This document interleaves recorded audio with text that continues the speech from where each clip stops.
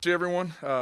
Glad to be here today, especially after a busy weekend. The Hall of Fame banquet, of course, Saturday was busy with the game, and then the Bitters Bowl that evening. But always a fun weekend, especially when you get to see some former players, some alumni come back and get to catch up with them quickly. Never enough time, of course, but good win over what I still consider a very good UNI football team. Kids played extremely hard. There's always some areas that we want to continue to improve on. We can get into more of that later. But we have another big challenge for us this week.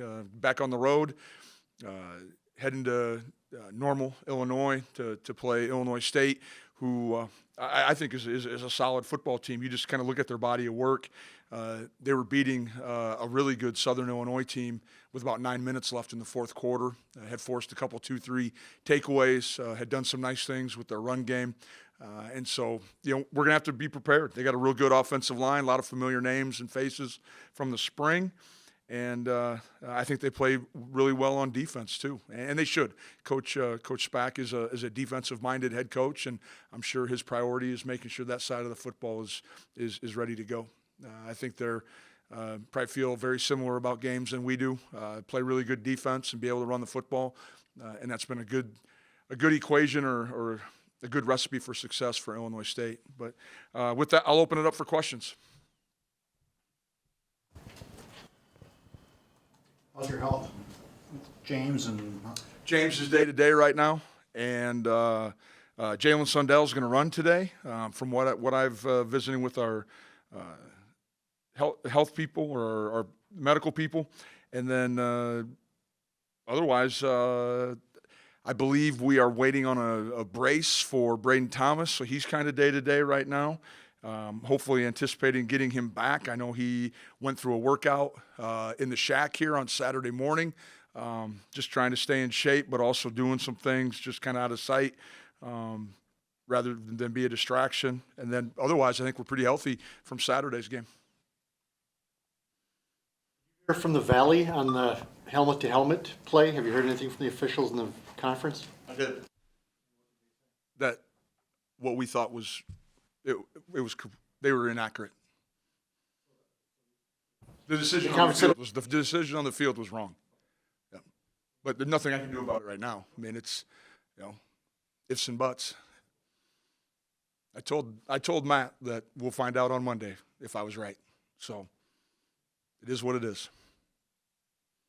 Had a good game. What did you like from him? I think the biggest thing that I've noticed from Jazeer is he's tackling better than he did in the spring. And that was one of the strikes against how he played in the spring, and one of the things that we continue to challenge him with. He's done a nice job in coverage where we're putting him in some man situations where, again, we're asking our outside linebacker to run with some pretty good receivers, and he's doing a really nice job. And I'm excited about how energetic and we've utilized him a little bit with some of our odd structure defense, trying to create some one-on-ones because he can rush the passer. So I'm excited with where Jazeer is right now, but we're going to need him as we get into this back half of the season. Brock took some hits for them opting out so early in the spring. Has there been any repercussions from that for how they've played in the fall? Are they back to Illinois State football from what you've seen? From the small population of plays that I've watched, and I've kind of gone backwards. I mean, last week they were off. I watched the Missouri State game, watched the Southern Illinois game, watched the Eastern Illinois game. They're doing what Illinois State has done over the course of the last few years. They want to run the football. They're going to get into two back. They're going to get into two tight end, big personnel groupings. And try to then play really good defense. And so you see the product is there. Their record probably isn't what they want. Like I said, leading a really good Southern Illinois team with 9 minutes left in the fourth quarter, playing at a high level on the road. So and having 2 weeks to prepare for the Bison, I'm sure they'll be ready to go. Quarterbacks, or are you preparing for one or the other? We're just going to prepare. Week. It's a big advantage for them. You guys had a pretty physical game, and they're sitting there just hanging out. I don't know if I see that very often. Is it? With right in the middle of October, and they have a week off. Yeah. I don't know if it happens very often this late, but I anticipate, I think in our schedule a few years down the road, it actually does. We have a later bye week, but I can't worry about their preparation. I can only anticipate Coach Spack and his staff have those guys ready to go and are probably combing through every bit of film from the spring and from the current season right now, trying to make sure that they have a plan that to stop the Bison and stop our run game and to score points and to be able to convert some third downs against Code Green. Not punt as much as they did on Saturday, but what did you like about the punt game there? 45-yard average. That's what I liked. And great protection.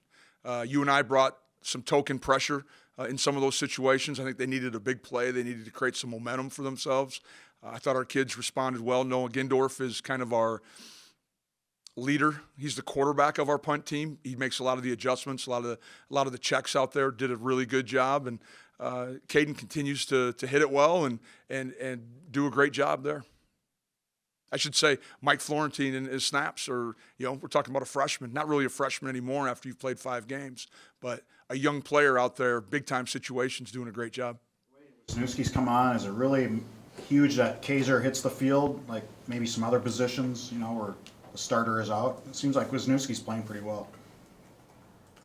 Cole's he's playing at a high level right now, and I think a lot of that has to do with the amount he played in the spring, the amount of experience that he gained there. Coach Olson does a great job with that group and with him.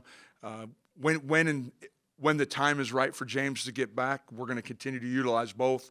I think, by having 2 players that are prepared, we can divvy up some reps. We can get Cole back on some special teams, which he did a great job on kickoff cover this week. But I think we can get him back on some punt, back on some other teams, and split those reps up where neither one has to play as many.